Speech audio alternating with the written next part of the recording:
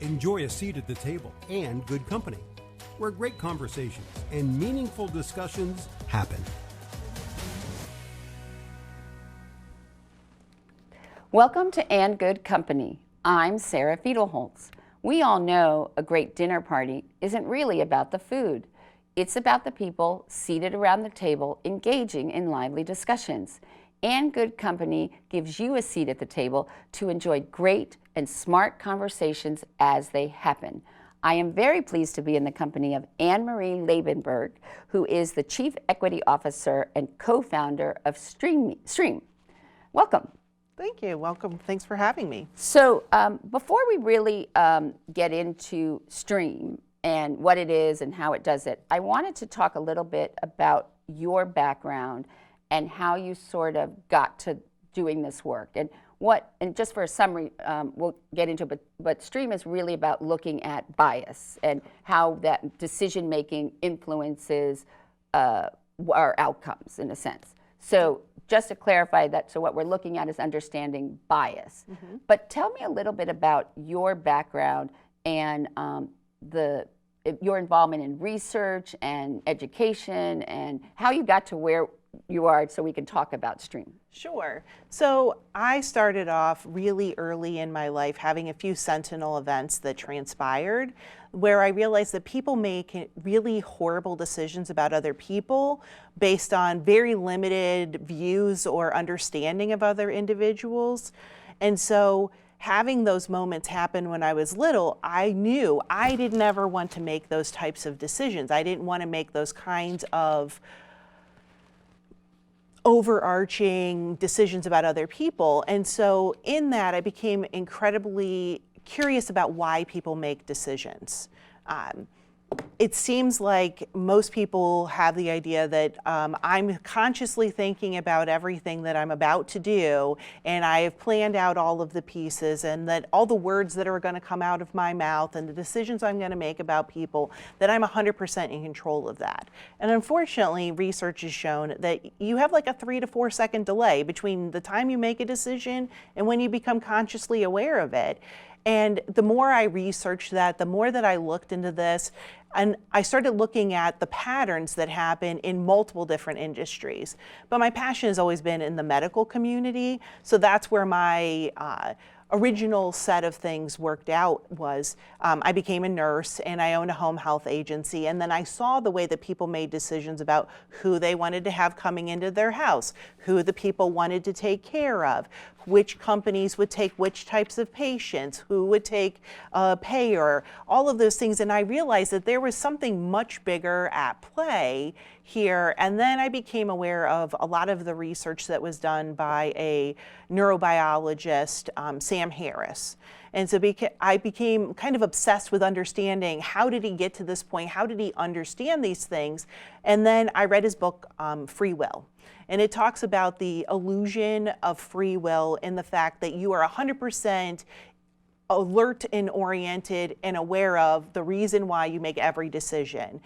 It's an illusion that most of us come with, but we've all done things or seen things over time where we go, gosh, why did I say that? Or why did I do that? We've all done that. Or why did I send this email? Or right. And so those are the big pieces where we kind of talk about how do you ultimately understand why you make the decisions that you do, and really what's the root cause? Because most of the research, you know, when I went through that, it was like you're being bombarded with like 11 million pieces of information in the course of a day. Well, yeah, and so then, but how many do we actually focus on? You said was like 40, right? And so the idea behind this, I was like, well, that just seems like a recipe for disaster, right? Like if those are the only ones you're focusing on. And then I thought about it. I was like, well, have you ever driven somewhere and you do not remember that drive? 100%. It's because you knew the patterns that got you to where you needed to go, plus muscle memory and all kinds of other things, but you don't have to think about what a stop sign means. Now, do I want a 16-year-old making the drive? No, like that's why there's more accidents. It's where they don't have that patterning. Well, but also, you know, a 16-year-old also doesn't have that frontal lobe development. So, I mean, what you're talking about when you talk about how people make decisions and stuff is we're really talking about the brain Yes. and how the brain works, and there is some of that evolution and biology of the brain, and then what we can influence of the brain. So, but if you were a nurse and in the healthcare field, how did you get interested then? I know that you said you were a lifelong learner, so were you interested in looking at research and data analysis and to answer the question of why? Well, and one of the things I became obsessed with is why were outcomes different for different groups of people. So that was one of the things, like, what are we missing in the course of, like, why is there a disparity between, or really an inequity? Disparity assumes that you can make a difference about it. If we get to a point where it's consistently the same, what's different? And so then that, I've always been a research article reader. Yeah. I mean, I tend to read between 60 and 75 articles a month that I'm going through, sometimes more if I'm working on a project, obviously. And so I was going through and I'm like, I keep seeing the same kinds of patterns that were happening. And I even knew from my nursing school education that there were inaccuracies that were given, which formulate some of the ideas that we go through in there. And I was like, but wait, that's not true. Right. And so there's assumptions that we make. Healthcare's full of assumptions, We right? make assumptions, we have perceptions, but there's lots of aspects of this type of research about how and why we make decisions. Like some people, they're going to look at the neurotransmitters. Some people are going to look at behavior and habit forming and, things like that, or, changing the way people do things. But you decided to focus really on looking at bias. Now, how did you go from why and how people make decisions to saying, when you did your research, to saying, what I see is similar, or where I feel is this underlying, is this idea of bias? So, but before you tell me why, the first thing I want you to do is I want you to define what is bias. And I know there are different types of bias, so let's just do with a general of what is bias. We'll do the 35,000 foot great. view. So bias is essentially having a preference for one thing over another. Okay, and is it determining how you got that bias as well, or just starts from the fact we all have biases and they're just there and they just are? Okay. And that's one of the biggest problems in the perception of bias, is that people want to assign good, bad, evil, positive. They just are. Like they want to do racist, anti-racist, they want to do, And that's actually one of the biggest problems that I've seen when people look at training, is because I call it IST training. So everybody walks out and figures out what kind of an IST you are, right? Like, I'm a racist, I'm a sexist, but that's not the point. Actually, what bias you have is actually immaterial to understanding that you have that bias and what that has to do with the decisions that you make. Okay, and some biases actually are good to have, because they could, in certain careers and things, you want people to have certain biases or approaches to things. Correct, and it's really just about patterns and scripts. Like, people want to make bias this like big, hairy, ugly thing. Back in the olden days, when something rustled to the left of you, you needed to recognize that meant you needed to go right. Or your genetic tree did not go on because you got eaten by whatever happened. Well, that's that whole fright, flight, that's genetic code. And then, but the idea of also when you look at bias, and I look at what Maya Angelou said, if they knew better, they would do better. So partly what you're also saying is because we don't realize that we just make decisions and we think we really are forming them, but we don't know. And then really understanding how we make the decisions we do, and maybe what we need to do in order to stop ourselves or not continue that pattern. I mean, it's sort of like the idea of, what Albert Einstein said, the true definition of insanity is keep doing the same thing over and over again, expecting different results. Absolutely. Okay, so you in, was it 2018 that you and the Jack Patton, right, who is your co-founder, that you got together? We actually didn't connect up until 2019, and it really started, he was in a mastermind that I was running, and his look at behavior change and how people make decisions, I was like, wait a second, that's the kind of stuff that I've been doing work on, because I've done implicit bias training for over 13 years And he actually was now. in marketing. I mean, he was trying to understand how, really, in the sense of how to manipulate people's decisions to get them to do or buy what you want them to do, which is truly what the media, I mean, advertising and marketing, in a sense, is supposed to do. So now let's talk about before, okay, so we got the definition of bias. Right. Now you just mentioned implicit bias. Okay, so there's lots of different types of bias. So implicit bias means what? So it's the unconscious decision-making apparatus by which you make decisions about things, but you're not consciously aware of them. Okay.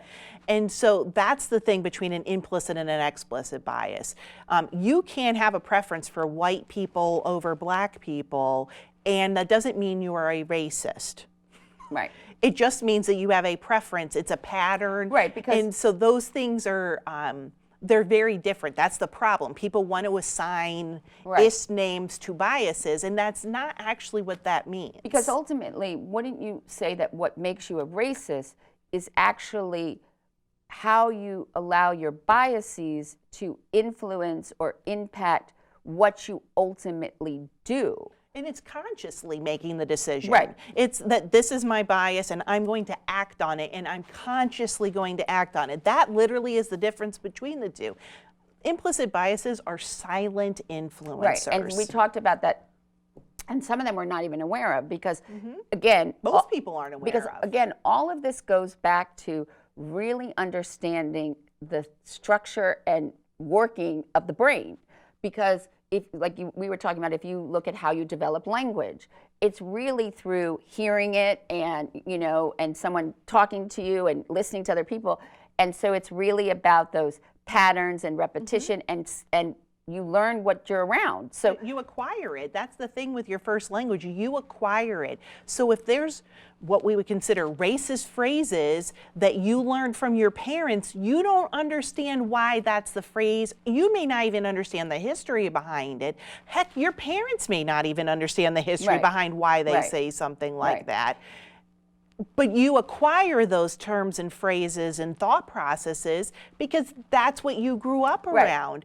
It's sort of like when I interviewed Pastor Erdos, and I was saying to him, well, how does someone decide to become Lutheran? And you know, and he really said, well, a lot of your religion choices are really what your family did. And then obviously as you go to college, that's when everybody throws everything out the window and is going to question everything. And that probably is also the time when probably, you know, also that frontal lobe is more developed, and that's when everybody's examining their biases and all of that. But again, it's really just because that's the environment that you had.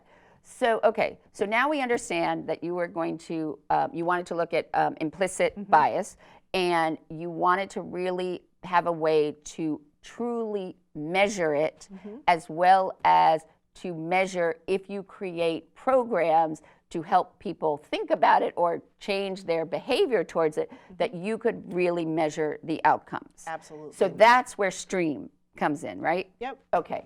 So you met Jack, and then he was looking at how to sort of manipulate. Well, or he was not really looking at how business owners and that could understand the decisions that they're making from a behavior change standpoint. What's motivation? Where do people want to go with that? And it sounds really far apart, right? Like talking about stuff from the idea that one is really like looking at the science of behavioral sciences, which is what he's looking at, and this is looking at like decision making. And but again, it all comes back to what is between our ears. Absolutely. It's all about the brain, and some of the things that the brain does we have control over, and some we don't. And we don't want to have control over some things, like we don't have to think about to breathe. We don't have to think to blink our eyes, to keep our heart pumping, you know. We don't have to every second think, okay, pump, you know. Those things are good. So, and that's sort of to think about also how people make, in a sense, their decisions, is the exact same way. You just don't think about it. So one of the things that you talked about was the idea that we make lots of decisions. How many decisions did you say we make in the course of a day? Oh gosh, it's a lot. Okay. I mean, we're making many decisions. Okay, so what I wanted to ask you was, what in the course of you coming here this morning, what were some of the decisions you made that people wouldn't think like is that really a decision, or where you think also a bias could come in, just to give me a sense of where, or where I'm just not even thinking that I'm making a decision, but I actually was making a decision in your own personal experience this morning. Yeah. So, and there's a ton of them that happen. Like if you're aware of and know to look for things, right, you start seeing things in a completely different manner. That's been one of the things that for me, I question why I make decisions. So, but one very specific one, I had somebody who cut me off on my way driving down Lima Road to come here. And that split second thing where you make the mental connection that you're like, oh, I assume it's a insert whatever the hyperbolic relationship we have with the women drivers, right, or old people or whatever. Right. Like, or if it's a certain kind of car, or if it's a new car versus an old car, or if there's certain bumper stickers on it. Exactly. And so in that moment, like I am aware of that I need to question why, and I had 2 kids in the car with me. Okay. So if I'm going to say that and I continuously say something, then that's something that they're learning as a pattern as well. So knowing that that's the kind of overarching thing that we get trained on. Like, remember, we're trained every day by news, by what we watch on social media, or the movies, the magazine. We're trained to think certain ways all the time. Well, because they know, it used to be that in order for a brand or something to register, you had to see it 7 times. Now it's like 21. And so they know, they know sort of how, again, it's all about the brain. They know how to sort of, based on how it works, to sort of create things, or how many times they need to run an ad, or they need to do things. But there's also the idea also with, when you talk about with the kids in the car, or how you do certain things, there's also that cause, effect, and reward. Our brain is very much about based on a reward structure, right? And also that if we get proof. So like if you knew that the way you drove to work every day gets you there safely, and and so you're not going to deviate from that, because you know that every day you've done it, and it takes you and gets you. Now if there was something jarring that happened to you, like you got into an accident or something on that, you may, next time you may decide you got to create a different path, because there was something consequential that took you out of it. But in the most part, it's sort of habitual, and we get rewarded, and then our brain is sort of gets fed sort of that reward system, and then we go on to the next one. So when you look at the really bias and this implicit bias, so using Stream, what was it that you really wanted to understand about bias and how it with the idea of how we make decisions? Well, I think one of the biggest things that really caught my eye was the idea that we might not be able to get rid of a bias. We keep getting bombarded with the same messages, but that we could actually pause long enough to make our brain catch up with that decision, long enough for us to question, why did we make that decision? That's one of the very first things that we use in Stream, is that once you know what your bias is, that's for you to know. We don't tell anybody else what your bias is. Heck, we don't even know what it is. But what we do know is that if you don't understand the historical, social, and societal background behind why that bias exists, it's really hard for you to be encouraged to understand, what do I need to do that I have to check myself, that gives me an opportunity to have some way to manage it. And that was the big part we were looking for, was a way to hold people, accountability, everybody hates that word.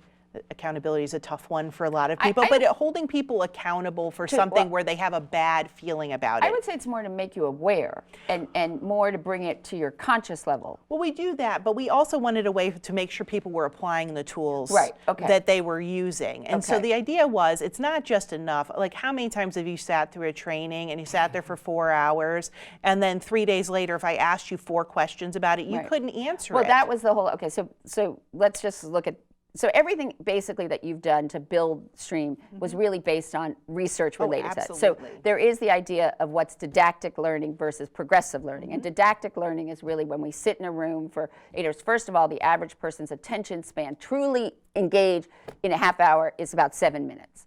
And then you've got, if you said, like you said, with didactic learning, 4 days later, how much does someone really remember? And okay, so let's just, so with STREAM, and I did it when you were doing the test of building it. So the idea of it is, it's an app, and you can do it on your phone or computer or desktop. Okay, and there's 16 areas that you bias, right, or that you're testing. Yes. And so basically, let's just take the one that was about the idea of integrated health, okay, which was looking at your biases towards disability, age, sexuality, religion, or one that stuck out to me was about weight. Okay, so basically, you use your hands and you read 2 statements, and then you say which one you more likely agree with. So it could be that on one it would say overweight people are stupid, and then on the other side it would say overweight people are not stupid, right? And then you have to push a button with whichever one. Okay, and there's a whole series of these, and you do them in a very specific order, and there's a whole method to your madness. But at the end of the day, and there's, for each of these areas, there could be one for ageism, there could be one for looking at how you perceive religion, how you receive education level, it could be race, all kinds of things. And then based on the reaction times, I guess, or which one you react to, that's what you're measuring, and from that, you are able to give a very objective that you may have a bias towards and it's this. really that you have a preference. A preference, okay. And so the idea is that you are faster at associating one word, phrase, or picture with either good or bad types of things. And so that gives you an idea. If you're faster at associating A with B than you are C with D, then you have an idea of which one you have a preference. So that's ultimately what it is. And then I, of course, tested you on that, because I was like, well, but sometimes I forgot which one, and I got startled, and I don't know, and you actually said no, built into, and what amazed me about when I talked to you about it is how much research and science and data has been built into doing this kind of research. And we're talking about, this isn't just from you, I mean, you really used an open source from Harvard, you looked at the other professors, I mean, and all the studies that have been done across the board to sort of give you that data to be able to analyze what my reaction time was. And so you actually told me, no, that's taken into account, and they actually only measure certain answers. And so this is really, truly science. And we have taken out, even though it is sort of perception and association, which people would say is more not necessarily quantifiable, you have really figured out how to make this quantifiable in terms. Okay, so I do go through, and I tried to look up today what my scores were, but I think it's no longer, I don't remember my password or something, but I couldn't really tell. But so anyway, so then okay, so now I found out that so I have a bias, which is about I'm just going to say I have a personal bias. This is not true or not, but about people being overweight. Okay, so this is a implicit bias. So then okay, so now we know that, and then what is STREAM going to do with that information, and how does it help me understand that bias and think about it? So what's the next step? So the next step is, so the first thing is to learn about your bias. Right. So I got this bias. So you have that part. Okay. Then very next step is to learn about the cultural, societal, so and like those people will say, okay, so I'm going to stick to this one. So people will say it's the images from the media. We see with the Victoria's Secret models, they got rid of their show. It could be who's on TV. It could be, I believe, and I actually did this as a undergraduate, I actually believe with associations of weight and appearance, it actually starts in children's books when you read them stories, because the witch, the bad person, the evil person, they're always fat, slovenly, they look, all disgruntled. So it really, and again, if you keep hearing it, you start, and then also in this case, it's also could be what your mother, you know, or, you know, how your parents associated with it. Okay, so we look at this historical context of it, and we now understand that, okay, yep, I've sucked into, you know, all the media and what my, you know, mother has told me, you know, if you're not thin, you're not going to get a man, you know, all that kind of stuff, and you're not going to be pretty, and, you know, all the values of that. All right, so we sort of lay that out as to, because also what you're trying to say is that although this bias is implicit, I didn't just have it. Like, there were things that influenced me to create this bias in the first place. Absolutely. So that's why it can't be good or bad, because in some ways it happened to me. It just is, and that's exactly what it is. Your biases happen to you. Right. I don't have control over it. You don't choose them. You don't have access to whether or not you're going to have them. And the reason why most people get a little bit salty when they look at the results is because there's cognitive dissonance. I may not actively think that way about other people, or I may not think that I actively think about people that way. But if you're pressed to make split-second decisions, you're under pressure, you do not have the luxury of time, that's when those evolutionary parts take over that look at patterns and scripts to make decisions. You force me to make a decision in a moment when I'm upset or I'm doing something, that's when you say things you didn't mean. That's what you probably did mean them. But not in a conscious manner. And so therefore, those are the kinds of things that are in there. And there's a reason why we do them in a specific order, because I firmly believe, and the research shows, if you do not understand the stories you tell about yourself, you're not going to have a clue about the stories about other people. And so now I'm going to push back about this whole thing of bias, because I also believe that if you have the emotional quotient, or you're more in tuned or self-aware, or done introspective work about yourself and the stories that you tell yourself, I think that would make you more aware of potential biases. Well, if you've never looked at it, though, there's a lot of different. So the idea is that if you have a higher EQ, you're going to be able to understand your biases and be more likely to look towards them. The real issue, and again, what you also did is, because if I do it, it's more of the, you know, it's more the stories, it's the anecdotes. That's not measurable. So if you look at it more the way you're measuring it, that's really quantifiable and measurable. So it's really taking out the sort of the nebulous of the stories I tell myself, to really sort of see what are the stories I'm telling myself. And that's really where most people, that's why we do them in that order, because most people are like, well, I don't have low self, because we look at self-esteem as one of them. And I'm like, I don't have self-esteem. Self-esteem doesn't have to do that I think I'm awesome. It has to do I regard myself as being willing and able to exist in this world. It's like, it's placing the value. Like for a lot of women, it's the idea, and this again, I'm going to use my weight thing, has to do with their being willing to take up space. And if you're so obsessed with weight and everything, you want to take up as little amount of space as possible. But in terms of your interaction with the world, or your engagement, let's say having to be the surgeon or in the ER, and you're the person who's, you know, person's on the table, and you've got to make that split decision, you've got to be able to fill the space. And so it is things like that. So we figured out my bias, and then we give me this historical, you know, sort of preference and how to think about it.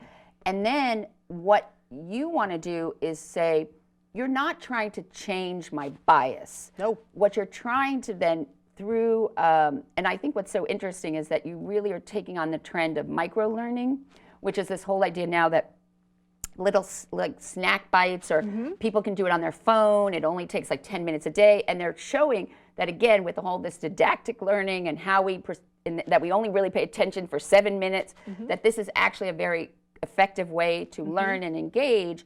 So you're really utilizing the capabilities of technology, again, with more research of how our brains work, to create a program that sort of helps you build this habit of stopping for a second. Like, it's sort of like when you write that really irate email and you wish on the computer there was the take back or the pause button, or something comes up on the screen. I always wish there was something that would come up on my screen and says, "Do you really want to send this email?" Because then that gives you that split second sort of stop. So really, what you're sort of doing is helping to create that. Do you really want to make that decision? And you have to do it very quickly, right? Because you can't. If you've got someone on the table, it's a life or death situation, although most of our decisions, not necessarily life and death. Not like that, but it does turn into, like, we've all heard of road rage and all those things where if we just step back, why am I angry? Right. We could probably come up with the correct solution, the more humanitarian version of events, but we live in instant gratification, making those quick decisions, and people like to, shoot from the hip, right? Right.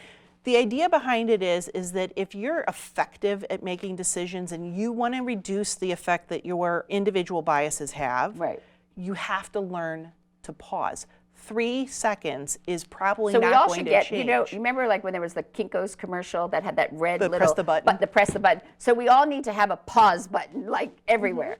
Okay, so the idea is pausing, and then but you're also again I can't stress enough how impressed I was that this is, and I'm the first to play devil's advocate when I think that it's not based on research, there's no sound science. Everything that is done with this stream is absolutely, it is validated and researched and based on cognitive data that we have. So the idea is also that you also are trying to get me to form a habit of pressing that pause button. So the other issue that has to come up is it used to be that we could form a habit, like if we wanted to go to the gym every day or we wanted to not eat, like for me, if I don't eat chocolate one day, then I won't eat it. But if I eat chocolate one day, then I'm going to want it the next day. I just got to make it through one day without eating the chocolate. So it used to be 21 days. If you did something for 21 days, you could form a habit. Now, it's like 6 weeks. So that's why people stop doing things. That's why people stop going to the gym. It's why they stop, quitting smoking, because habits, first of all, are hard to break. They're hard to create. And the time frame it takes you to shape that habit is 6 weeks. So you've sort of designed this program and how you do it and watching the videos. And you also keep very much journaling of keeping track of what you've done and asking, did you pause that button today, or did you ask yourself why you made that decision, and really track it.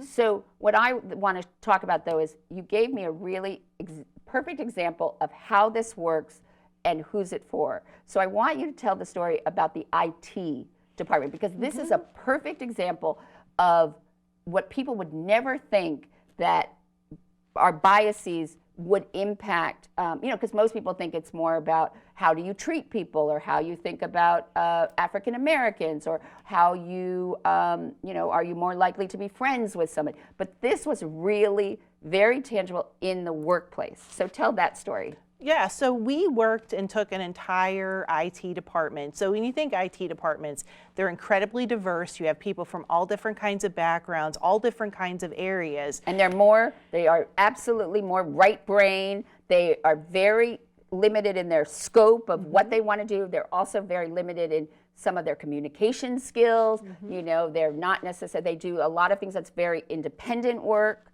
Okay, so because we got to set the type of people they are. Absolutely, okay. And very introverted. Right. So adding another layer of difficulty in communication into people is the social setting. Right. Well, they had another division that was coming in, and they really They were merging two IT departments. divisions. Right. Okay. And so when they were coming together, this seemed like a perfect time to figure out, like, this is everything. We have brand new people, brand new things, people coming from different backgrounds, different experiences, different cultures. Absolutely. And from two different organizational setups. Right. So everything was different in their world. So the vice president of the division said, we're going to add this into the mix here because I really want to see how everybody's interacting.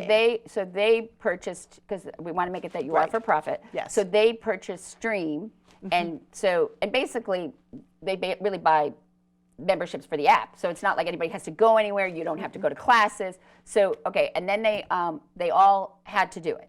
Right. And so, first of all, that didn't go over too well, right? No. Every one of the little sessions where we were onboarding everybody, I got pretty much lampooned during the entirety of all of the stuff there, is that mostly they were not very happy to be doing this because of all the reasons you said. They're very task oriented. This isn't going to help me get through my stuff faster. It's a little more touchy-feely. It's stuff that you're trying to make me change my brain. I was like, no, it's just a process to understand more about you. I mean, ultimately, that's what this is. Right. It's to understand more about you, and not in the metaphysical idea of getting to know you. Mindfulness or meditation. Right. I mean, it's not that way. It's really just understanding why you do what you do. It's understanding your behavior. And so the idea behind it is that if you have a behavior that you are not a huge fan of, this is a way to understand why you're having that. But if you have a behavior that you are not particularly a fan of, you are more likely to consciously want to change that.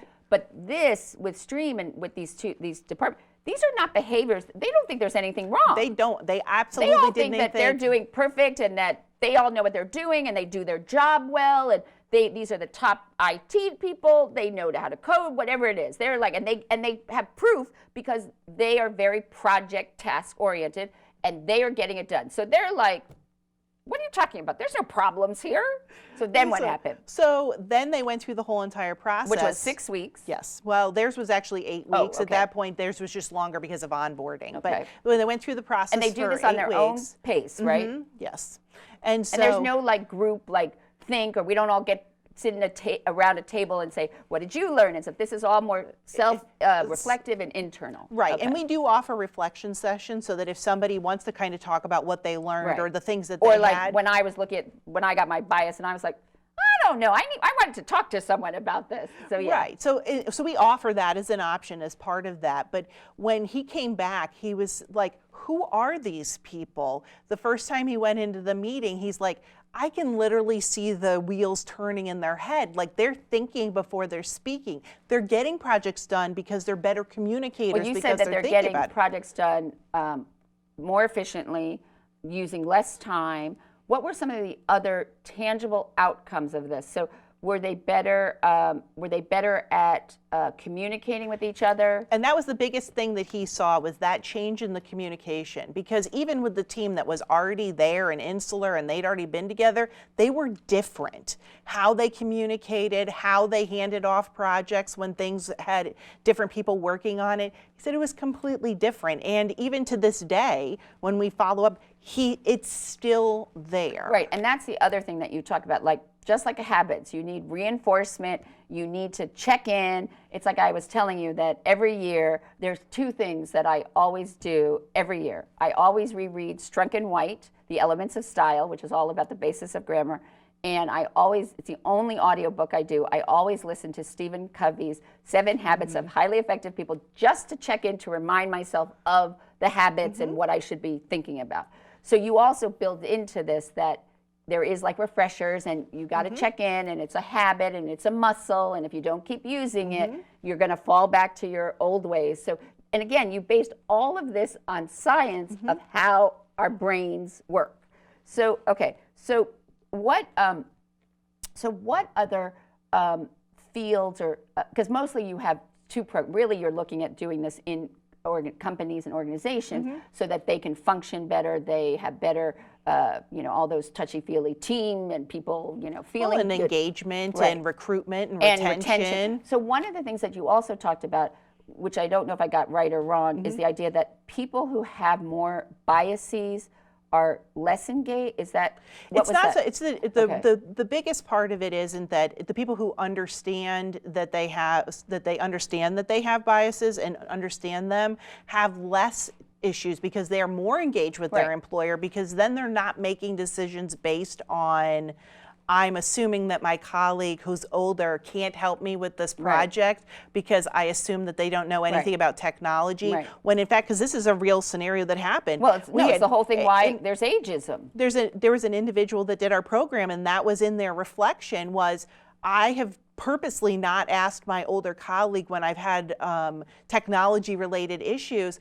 Come to find out, he is the subject matter expert, and I could have been doing it, but I chose to struggle or to ask Right. other colleagues instead of asking because I assumed. Right. Well, that's that. That was from the Bad News Bears movie. Don't assume. It makes a ASS out Yes. of you and me, and that's the fundamentals of journalism. You do not assume anything because, again, that also falls into what I talk about, which is perception. Yes. And perception, there is a difference between perception and bias. Again, I think that perceptions is what you've gotten, what happens, and how you develop your thinking, and then they turn into these biases because you get reinforcement or rewarded for your perceptions. Yes. And so that's how, and then really what it all is that it's the difference between what's happening to you and then what you do for it. Right. And so you also were talking about really key fields or industries where this type of work is critically important. So let's look at the field that you were in, where we're coming full circle back to healthcare. Let's talk about that and what you found there and what you've seen based on some of the work that you've done with some of the people in healthcare. So one of the biggest things that we've talked about this, I am a big fan of finding people who are the subject matter expert because they've already done the field and we've done that. So the subject matter expert on implicit bias in the emergency department is one of our advisors. For STREAM. Yes. So he has done tons of research and he went through, that was part of my thing, is that I need to make sure that this meets the clinical standards as much as it meets the ability for people 6th grade reading level and above to be able to do that. The assessment. Correct. And the ability to do the assessment, you also had to make sure that what you are measuring and how you created it really would be able to have impact on certain fields. Right. In more of a general way. Right. And so in the healthcare field, we have nurses and doctors and other medical professionals along the spectrum there, and we're taught patterning, and we're taught specific outcomes, and we're taught patterns of how we perceive care, who needs what kind of care, and we've made really bad decisions over time, and the idea that we always will do what we've always done because that's what we've always done. So here's a perfect example of one. The idea that when some African Americans come to the ER and they say they're in pain, the assessment a lot of times is made that they're really addicted to opioids or whatever, and they just need a fix. So they're less likely to really assess them or really listen and really find out what the issues are. Or the other one that if they are, especially if they are an African American or Black woman who is low socioeconomic, maybe is overweight, not well educated, and she's pregnant. And that we make a lot of decisions, which also you can see is the result of maternal and infant mortality is so much greater with African American women. So that would be all of these things that really these split-second decisions that they do. Or so then you're aware that you make these biases, and then you go through the training and we all should have a pause button. I think and there's lots of other tools we teach people as well. And you have lots that. of other tools of, and they're not just, like there are other things you could do or like journal or check in with yourself. But I like the idea that we all should just have a thing that comes up. Do you really want to do this? Yes. So then with the research you found and then with STREAM, with people in the healthcare, what were some of the outcomes that you saw? So communication, in the healthcare realm, for those people who are unaware of how reimbursement works, there's these things called HCAP scores. And they're a series of different markers by which they're basically patient satisfaction scores. But some of the biggest pieces of those and the parts that count the most towards things that you have control over during the course of that is patient communication.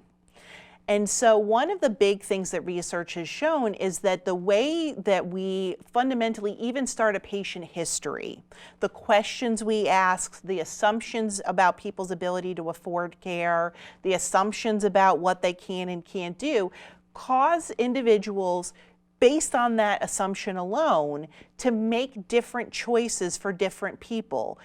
It's to the point where we assume that everybody, if your hemoglobin is low and you've lost a lot of blood, that we're going to do the blood transfusion.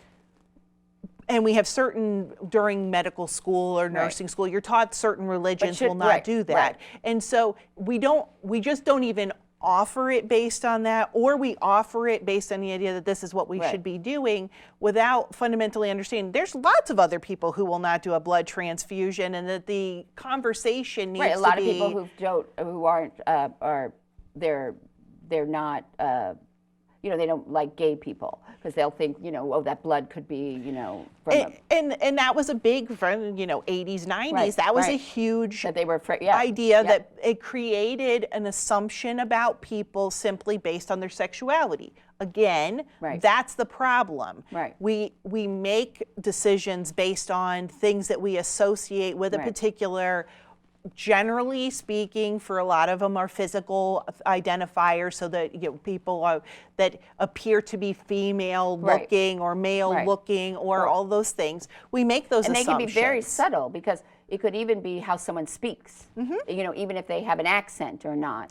And those are the kinds of things. I look at things like Serena Williams. I'll use her as the example, the yardstick, right? A woman in top physical condition who had already had a blood clot, who had already gone through treatment, who has the best trainers, the best nutritionists, the best team, the best staff, the best everything, and still nearly had at least morbid consequences, if not mortality. Pregnancy, because the doctors were not necessarily listening to her, in part, even though she's Serena Williams, because she was an African American woman. And they were just going, this is what the typical thing is, so I'm sure it's this. And we miss lots of things because in healthcare, we're taught the pattern. Like, if this happens and this happens and this happens, it's this. If it looks like, it smells like, it walks like, then it is. Well, that's why I always love in the New York Times Magazine, they have the thing where you get to play doctor, where they give you all of the, they give you the background and they tell you the symptoms and everything, and then they give you, you get to decide what the person had, and then they tell you really, and sometimes what someone picked up on or missed, and I mean I love doing that, because you really see it, and again, those are the types of exercise where you really see your own bias, because you'll be like, oh, well, based on this, and they live in an old apartment, oh, that they probably live, it's lead poisoning, and then they really show you what it is. So again, it's also what I like about a lot of these things, and I think with Stream, is that in a very nice way, it challenges you to, and it's not judging. It's just challenging you to think a little bit differently, just so that may make all the difference. And so another area that this is really important, let's look at, is educators. Yes, and so there's tons of research. The Kirwan Institute out of Ohio State has like an entire series of research projects that have been devoted to K-12 and then higher education as well, looking at how a series of biases that start very early in an individual's educational career haunt them. Right. Because we just assume things at this very low level of education, the elementary school, when you have people who are multiple times more likely to go to a principal's office if they are black versus if they're white. Right. And so then that starts this thing where they then get basically blacklisted, because that information just keeps going. Well, they talk about on your permanent record. So if one teacher says, oh, he's a troublemaker. So when the next teacher gets her class list and she gets the files and she starts to read them, she's like, oh, okay, I got to keep an eye on him. And then that also, what happens is, actually it's not blacklisted in education, it's called redshirting. So what they actually do is, oh, then this kid, and that's how you get pigeonholed into that they need special needs, or that they're difficult, or they, whatever it is. And that, it's like this permanent record that follows you through, and that you don't even know what's in your permanent record, although your parents have the rights to review it. So you don't even know what you're up against. And it's really a ripple effect. And in education, it's a very large pond. So you're starting with that little drop in the thing, but it ripples out into everything, because then it's like you don't get selected to be on the debate team because you have these disciplinary things. Or the teacher's not going to recommend you because even if it's not true, she already has decided, so she, even in her own mind, because some of what we do with when we have an idea or something, is again, we want the reward that we're right. So what we will do is we will make it right. So she will just pick on that kid who is even trouble, even if he's like, instead of like, so if he's not talking to the person next to him, maybe he's fidgeting. So she's going to be like, sit up straight.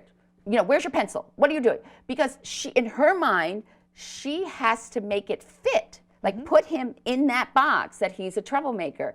So there's also that kind of, bias where we're even trying to keep what we're going to defend to the end, whatever our perception or bias is, and that, like you were saying, is that we don't teach people how to say they were wrong. Yes, that is the biggest problem.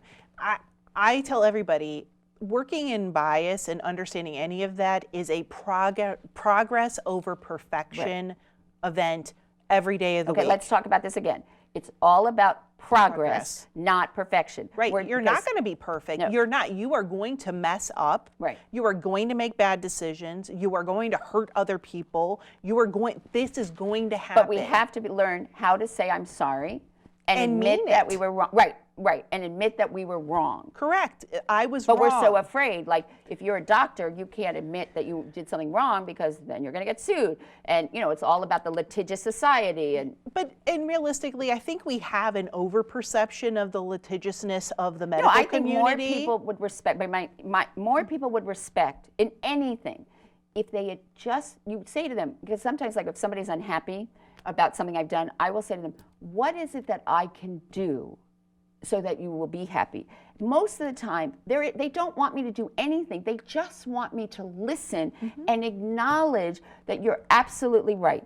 That was not handled appropriately, and reiterate to them that I've heard them and that I understand that they feel. Because a lot of times when you have somebody who's very irate, if you just say to them, I understand, tell me what I can do, they'll just stop and they'll get all flustered because nobody's asked them, and it's not really because they've thought about that end result. It's just what they want, the process. They want to be heard. Right, exactly. Well, and I, just from a personal example, looking at the medical field, I had an anesthesiologist when my youngest was born, and I was like, look, my blood pressure goes really low during surgery, so you're probably going to want to front load me with some fluid so that we don't have this problem, or at least be able to give it.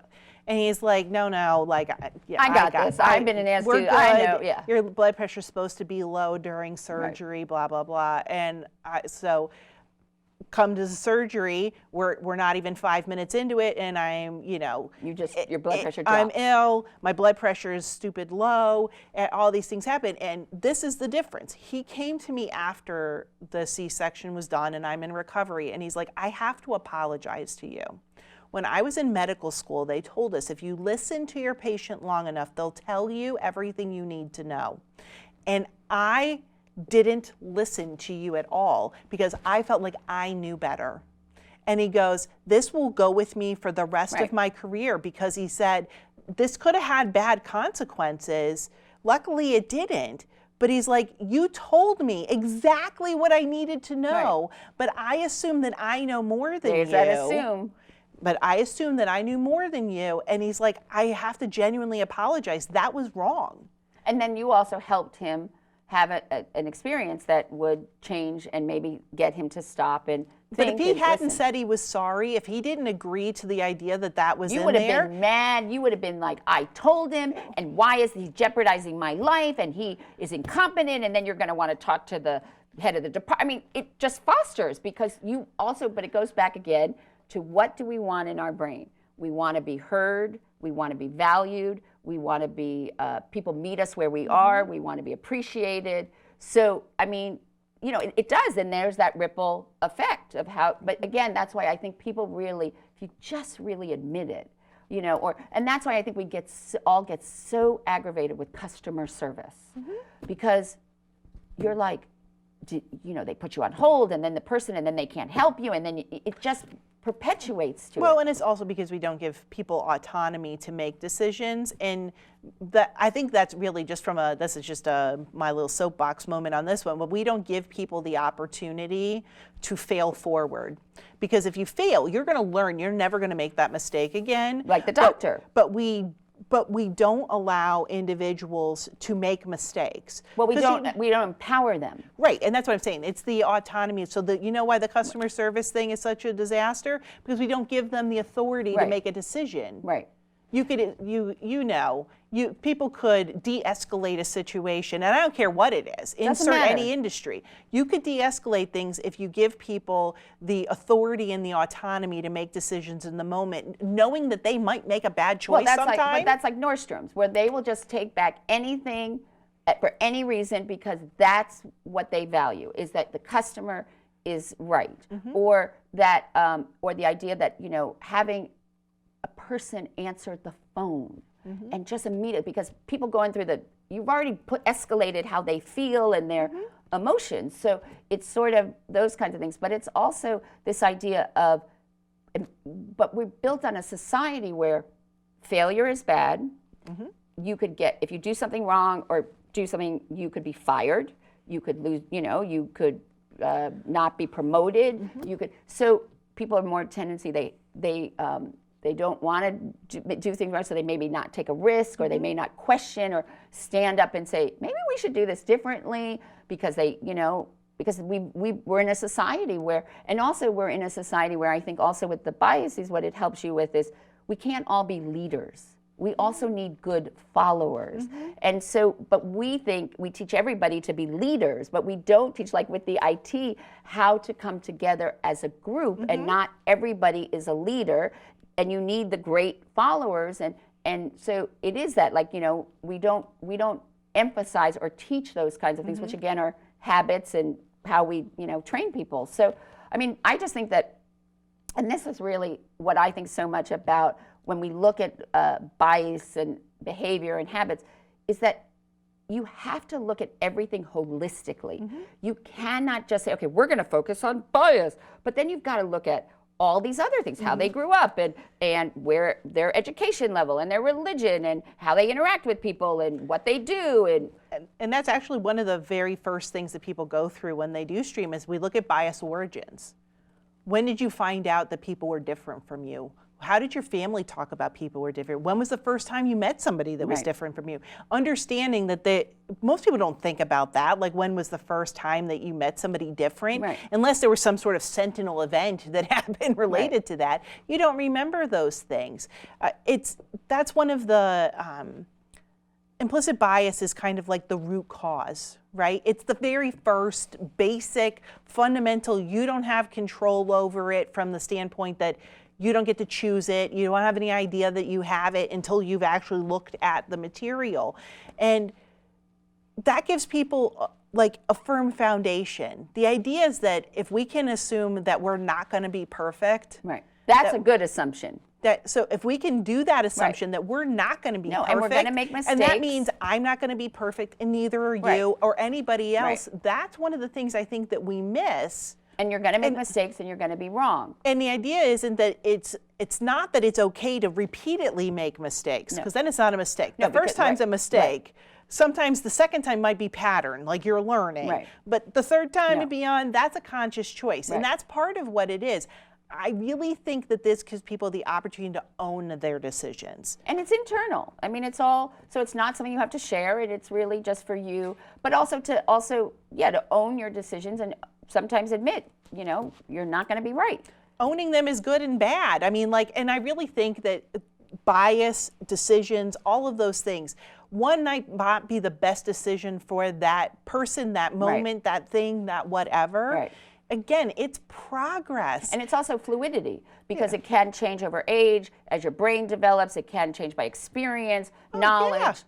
I see my kids that I can come back and I know I'm hearing their teacher. Like, it's not my kids telling me this, and they're older, right? Like, I have kids that just graduated high school.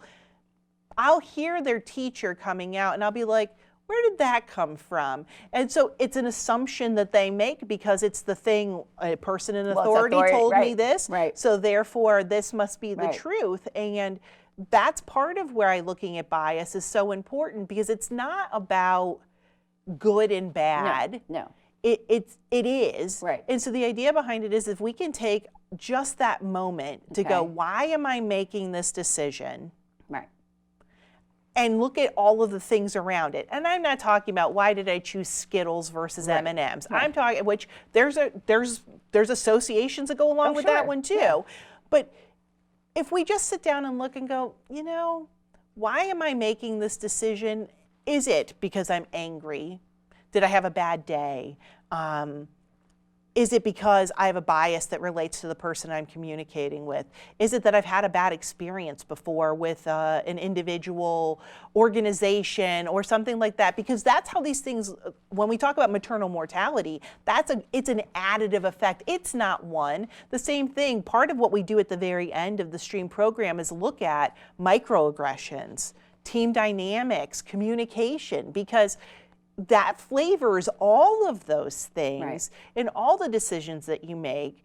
And if you don't understand that it's not just one thing, it's the layers that got you to there. Right. If you were only exposed to something once, you're probably not going to develop a bias. It's a lifelong learning it's a repetitive, type of thing. constant, continual. And it's the stories. Right. They're it's just the stories. It's the narrative.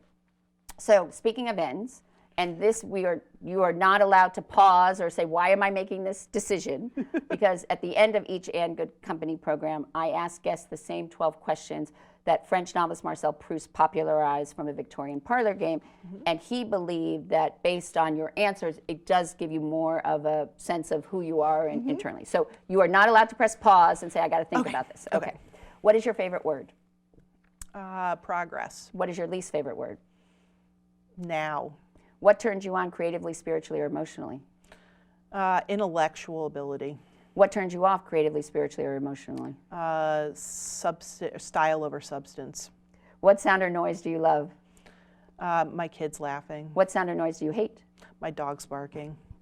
What profession other than your own would you like to attempt? Oh, anything in neurobiology. What profession would you not like to do? I would not want to be a police officer. What do you consider your greatest achievement? Raising 3 kids. Who, living or dead, would you most like to have a conversation with? Sam Harris. And he is? The author of Free Will. Free Will. How would you like to die? Peacefully in my sleep. And if heaven exists, what would you like to hear God say when you arrive at the pearly gates? Finally. Well, I want to thank you. I think you really just touched the surface. And as you get more into this and we start to really look at some of the different processes of thinking about bias and making decisions, I hope you come back so we can continue this conversation. Awesome, thank you. And you can learn more about And Good Company and all the other great conversations we have had at andgoodcompany.info. And we look forward to next week when you can again enjoy a seat at the table for great conversation and good company.